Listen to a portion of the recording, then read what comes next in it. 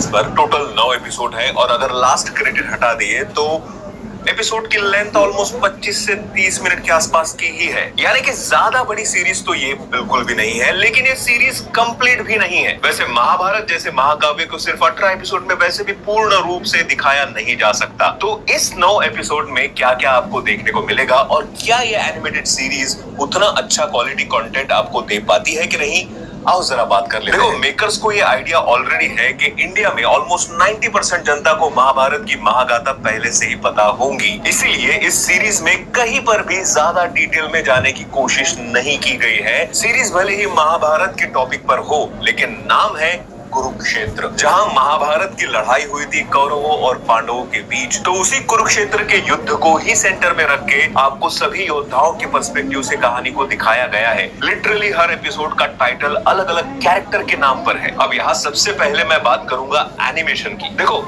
महाअवतार नरसिम्हा के बाद एनिमेशन की डिमांड ऑलरेडी बढ़ चुकी है। महाअवतार में एनिमेशन की क्वालिटी 19-20 होने के बावजूद एंड एनिमेशन में फ्लॉज होने के बावजूद उसके प्रेजेंटेशन के दम पर वो लोगों के दिलों को छू गई थी। सेम यहाँ भी है, बल्कि मैं तो कहूंगा कि इस सीरीज में एनिमेशन महाअवतार नरसिम्हा से बढ़िया एंड स्मूथ है। बस सारे कैरेक्टर्स पता नहीं क्यों एक जैसे ही दिख रहे थे और थोड़ा और फेशियल एक्सप्रेशन पर काम करना चाहिए था शायद इनको। वो तो भला हो डायलॉग्स लिखने वालों का कि हर कैरेक्टर को उनके नाम से बुलाया जा रहा है, तब पता चल रहा है कि हाँ ये अर्जुन है, ये कर्ण है, ये द्रोणाचार्य है, वगैरह वगैरह। लेकिन इस चीज की कमी पूरी करती है अगेन इसका प्रेजेंटेशन। भाई कहीं पर भी टाइम पास न करते हुए स्टोरी लाइन काफी अच्छे से फास्ट पेस्ड आगे बढ़ती रहती है। इसमें जितने भी वीएफएक्स शॉट्स हैं वो काफी अच्छे हैं। एक जगह जहाँ श्री कृष्ण अपना विराट रूप दिखा रहे हैं अर्जुन को, वो सीन काफी अच्छा बनाया गया है। एंड शायद ये सीन भी अगर बड़े पर्दे पर थिएटर में दिखाया जाता तो इस सीन के लिए भी जरूर लोग हाथ जोड़ के खड़े हो जाते। बाकी एक बात तो है कि अगर आपको महाभारत की स्टोरी के बारे में जरा सा भी पता नहीं है, तिनका भर भी पता नहीं है ना,